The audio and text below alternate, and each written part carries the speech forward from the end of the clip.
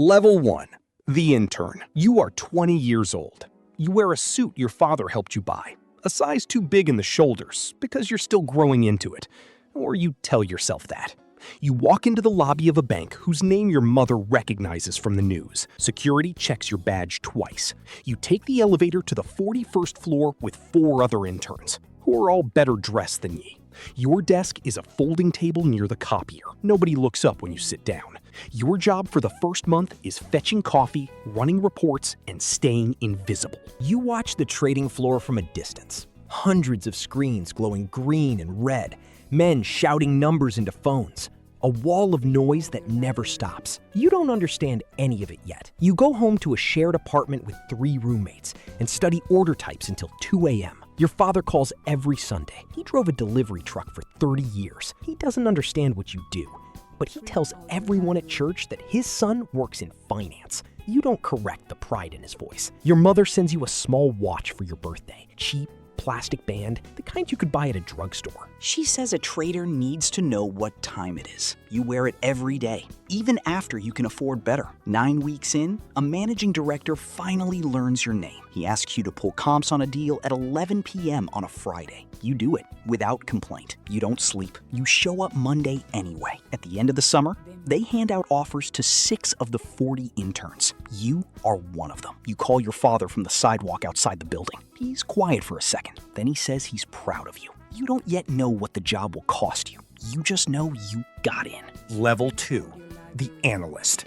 You are 22 now, full-time, 2 years into a contract that owns your life.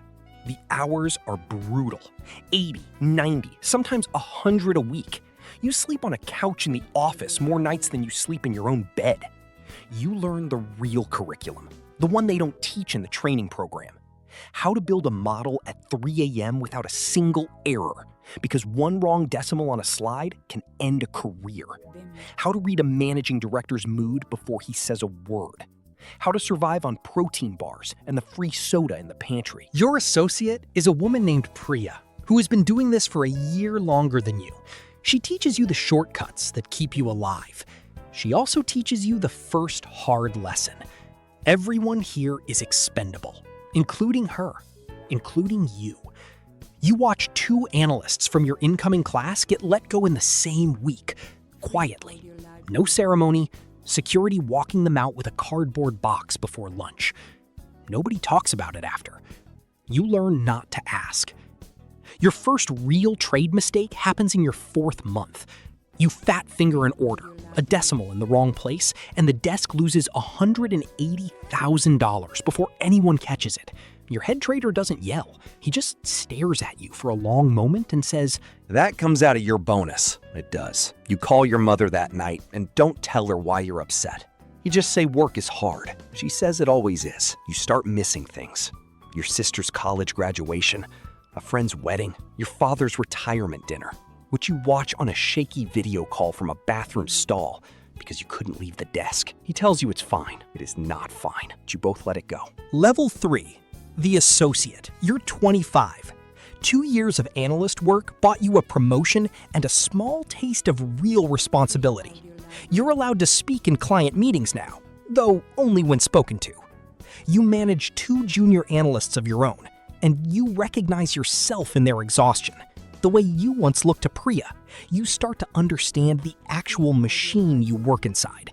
Trades aren't abstract numbers.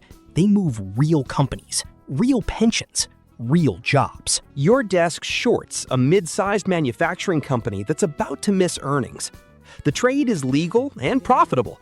And 3 weeks later, 4,000 people lose their jobs when the company guts itself to survive. Nobody on your desk mentions the 4,000 people. You do the math anyway, quietly, on your own time. You don't say anything either. Priya gets passed over for VP that year for a man with worse numbers and better golf.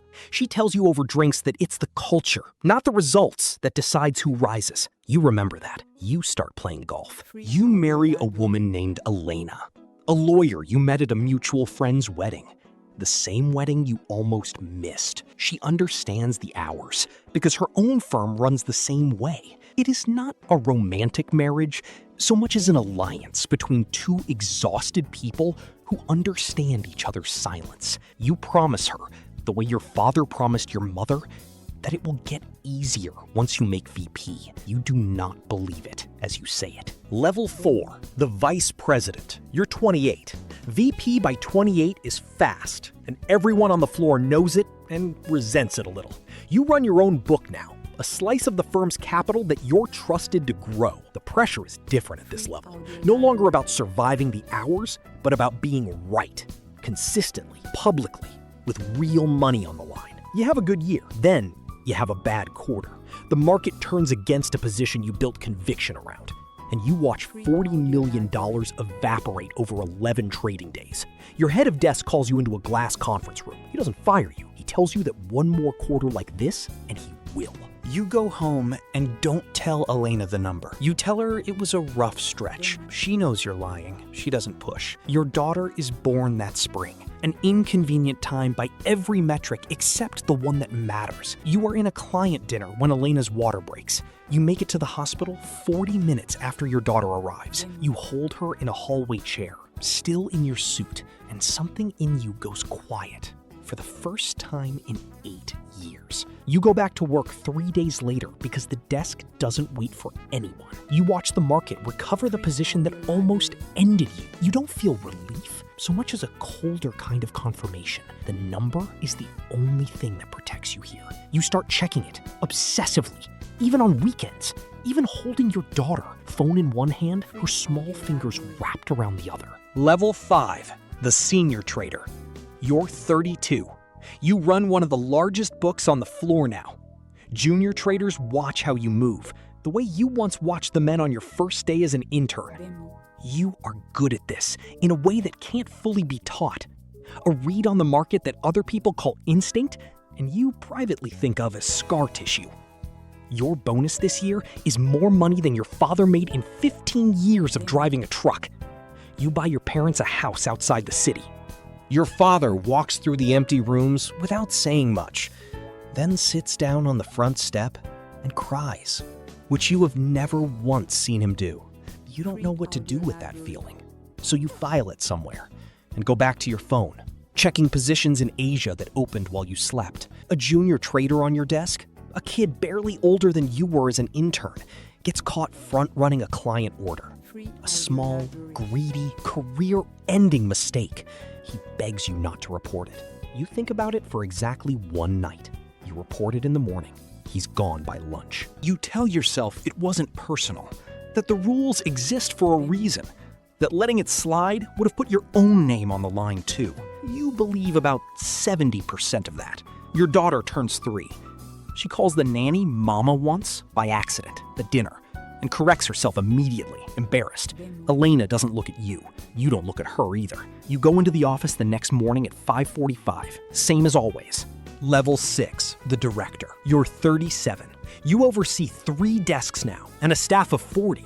You've stopped trading with your own hands, mostly. Your job is judgment, not execution. Which strategies get capital? Which traders get promoted? Which risks the firm is willing to carry into a shaky market?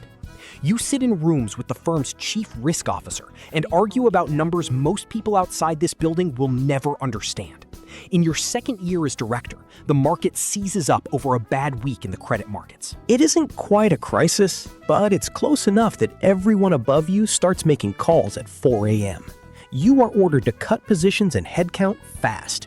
You lay off 11 people yourself over 2 days in the same glass conference room where you once sat and got your own warning. You know every one of their names. 2 of them have kids the same age as your daughter.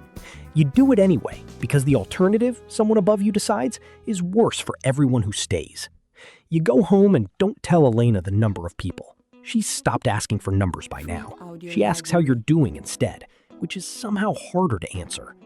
Your father has a stroke that winter. Mild, survivable, but it slows him. You fly to see him and sit by his hospital bed in the same suit you wore to lay off 11 people 3 days earlier. He asks if you're happy. You tell him you're successful. He says that isn't what he asked. You don't have an answer. So he changed the subject to something easier, like the weather, like his recovery, like anything. that isn't the actual question. Level 7. The Managing Director. You're 43. MD is the title that used to feel like the whole mountain when you were an intern, watching those men shout across the floor. Now that you're inside it, the view is smaller than you imagined, and colder than you expected. You sit on the firm's risk committee. You have a corner office with a door that closes, which mostly means you're alone more, not less. Your name starts appearing in trade publications, cited as one of the sharper minds on the street. You get calls from headhunters constantly, offers from hedge funds promising bigger numbers for less oversight. You turn most of them down out of a loyalty you can't fully explain. Maybe habit, maybe fear of starting over. Your daughter is 12 now. She's smart, funny, a little guarded around you in a way that took root sometime you can't quite locate. She asks you once what you actually do all day. You try to explain it simply and realize, mid-sentence, that you can't. Not in any way that would make sense to a 12-year-old. Maybe not in any way that fully makes sense to you anymore either. Your father dies that spring, quietly, in his sleep, in the house you bought him. You fly home for the funeral and give a eulogy you wrote on the plane. You talk about his hands, how they never stopped moving, even after decades of driving, how he never once complained about the hours. You realize halfway through the eulogy that you're describing yourself. Elena watches you from the second row. She doesn't say anything afterward, but something has quietly ended between you, and you both know it, even if neither of you says the word yet. Level 8. The head of desk. You're 49. You run the entire trading division now. Hundreds of people, billions in daily flow. You report directly to the firm's C-suite. Your divorce from Elena finalized 2 years ago. It was quiet, mutual, almost businesslike, the way most things in your life have become. Your daughter lives with her mostly, and you see her every other weekend. Dinners that start stiff and loosen only in the last 20 minutes before you drop her off. You've made more money than you'll ever spend. It stopped feeling like the point a long time ago. Now it's just the scoreboard, the only proof that any of the hours meant something. You survive a scandal that year. Not your own, but close enough to cost you sleep. A trader 2 levels below you gets caught manipulating a benchmark rate. A slow, deliberate scheme that ran for years before compliance caught it. You didn't know. You should have known. That's the job. You testify in an internal review and keep your position, barely, by insisting truthfully that you asked the right questions and got lied to. The firm survives with a fine and a headline. The trader doesn't survive at all. He's indicted the following year. You watch his face on a business channel being led out of a courthouse and think briefly of the junior trader you reported 17 years ago. How thin the line is between the ones who get caught early and the ones who get caught late. Level 9. The President. You're 55. You've been named president of the firm's markets division, one rung from the very top. A title your father, if he were alive, would not have understood and would have been enormously proud of anyway. You sit in the room now where the real decisions get made. Whether to wind down a struggling business line, whose names go on the layoff list during a downturn, which regulators to charm and which to fight. You've become the man in the glass conference room, the one who once terrified you with a single flat sentence. You deliver that same sentence to other people now, and you've learned to say it without flinching, though it costs you more than it used to, not less. Your daughter is 26, an artist, deliberately choosing a life with none of the money and none of the hours that defined yours. You don't fully understand her choices. You respect them more than you understand them, which might be its own kind of love. She visits you at the office once, sees the floor, the screens, the noise, and tells you it looks like a casino that never closes.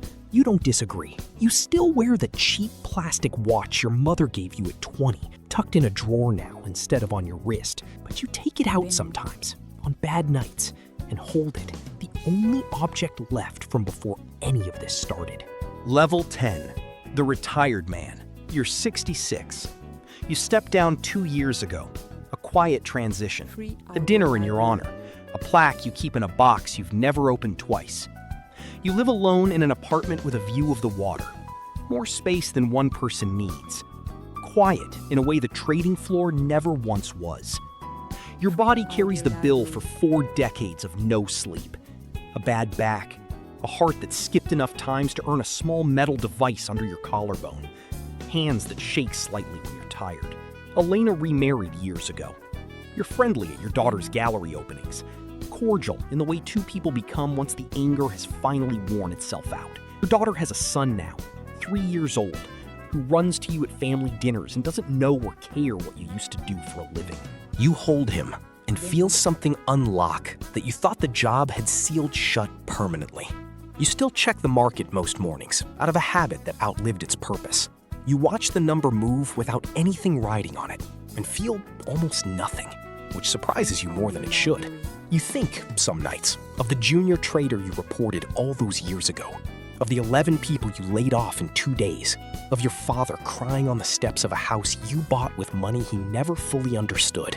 You think you made the trades that were in front of you, the way he drove the routes that were in front of him. You're not certain that's an answer.